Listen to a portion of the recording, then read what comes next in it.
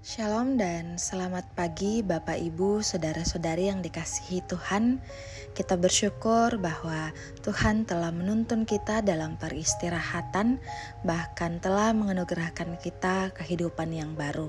Juga kita bersyukur bahwa kita diberi kesempatan untuk bersekutu bersama dalam renungan harian Teraya.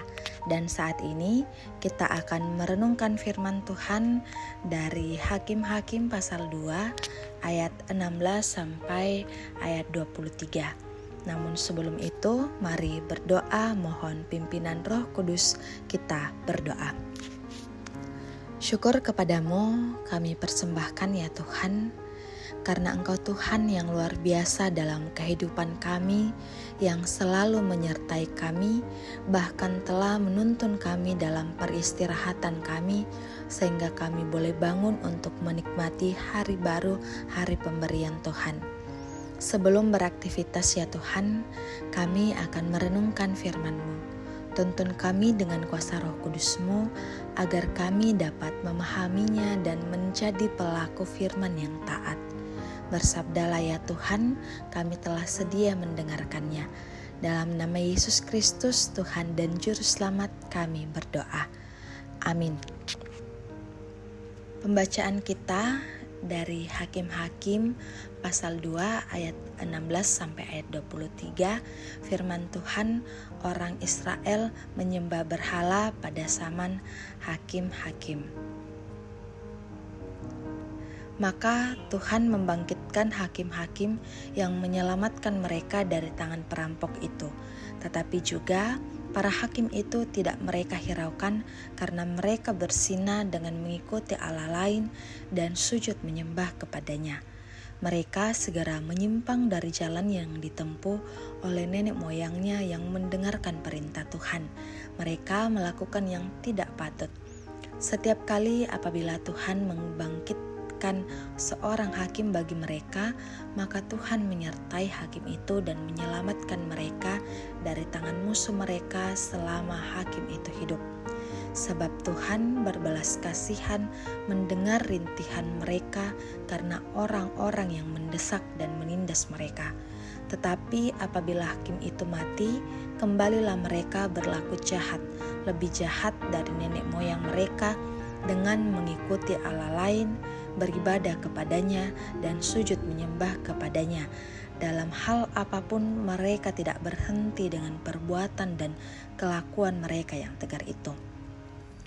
Apabila murka Tuhan bangkit terhadap orang Israel, berfirmanlah Ia, karena bangsa ini melanggar perjanjian yang telah kuperintahkan kepada nenek moyang mereka dan tidak mendengarkan firman-Ku, maka aku pun tidak mau menghalau lagi dari depan mereka satu pun dari bangsa-bangsa yang ditinggalkan Yosua pada waktu matinya, supaya dengan perantaraan bangsa-bangsa itu aku mencobai orang Israel, apakah mereka tetap hidup menurut jalan yang ditunjukkan Tuhan seperti yang dilakukan oleh nenek moyang mereka atau tidak.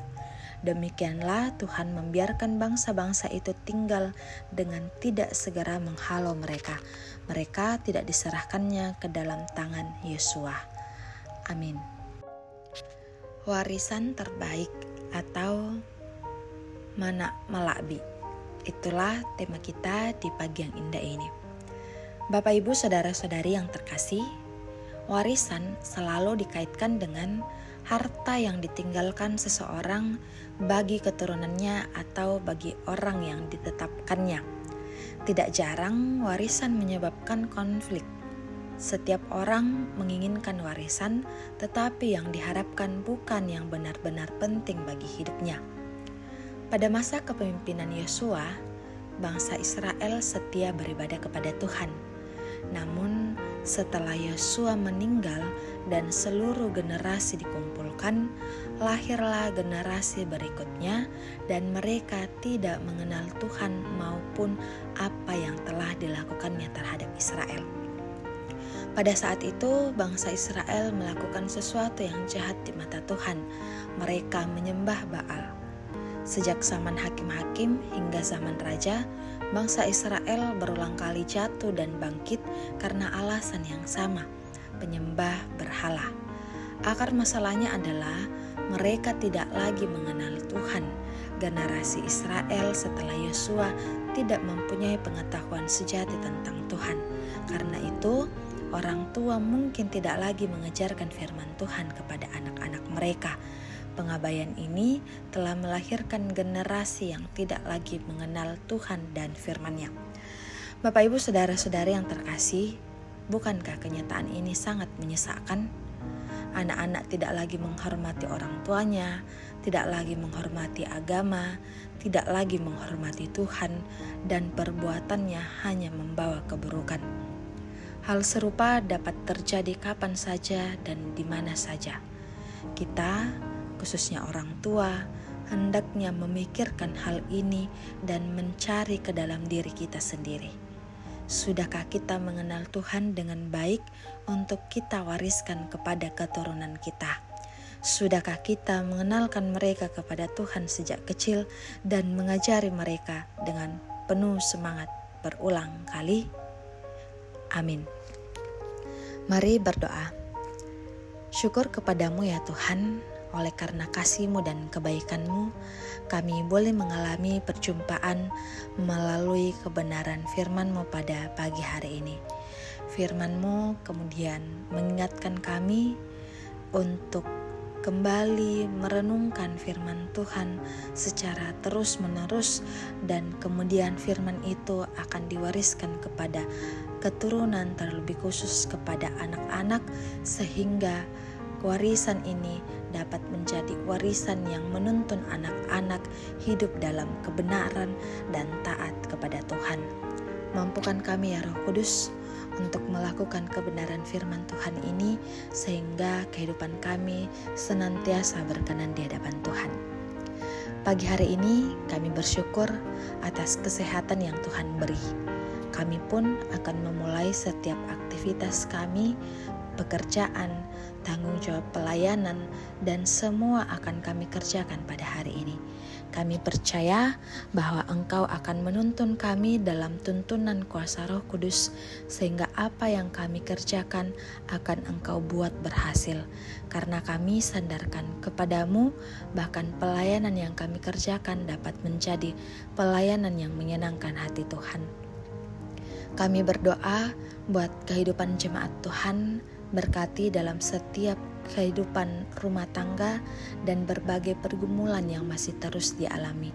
Kami percaya Engkau Allah yang tidak pernah meninggalkan, baik yang bergumul karena sakit penyakit maupun yang berduka dan mengalami rupa-rupa pergumulan yang lain. Bapa dalam kerajaan surga, kami juga berdoa untuk kehidupan anak cucu dalam pendidikan juga pertumbuhan mereka. Mampukan mereka ya Tuhan, bimbing dalam pendidikan, juga mampukan agar dapat bertumbuh dengan baik. Kami berdoa untuk sanak saudara, kehidupan anak-anak yang ada di tempat ini maupun yang terpisah jauh. Tuhan juga menuntun mereka sehingga dalam keadaan yang jauh penyertaan Tuhan pun nyata bagi mereka. Bapa dalam kerajaan surga, kami berdoa untuk kehidupan orang tua kami yang berada dalam usia lanjut. Tuhan menolong setiap orang tua kami, memberikan kekuatan, memberikan kesehatan, terlebih lagi sukacita, sehingga orang tua kami dalam masa tuanya dapat dijalani dengan penuh damai sejahtera. Bapa dalam kerajaan surga, karuniakanlah kami sukacita dalam menjalani hari ini. Ini doa kami Tuhan, ampuni segala dosa kami, dalam nama-Mu kami berdoa. Amin. Bapak, Ibu, saudara-saudari, dan anak-anak yang sama dikasihi Tuhan, pergilah senantiasa perkenalkanlah firman Tuhan kepada anak-anak sehingga itu dapat menjadi warisan yang terbaik. Terimalah berkat Tuhan. Kiranya Allah mengasihani kita dan memberkati kita. Kiranya Ia menyinari kita dengan wajah-Nya. Amin. Demikianlah kebersamaan kita dalam renungan harian teraya. Selamat pagi, selamat menikmati kehidupan hari ini. Tuhan memberkati.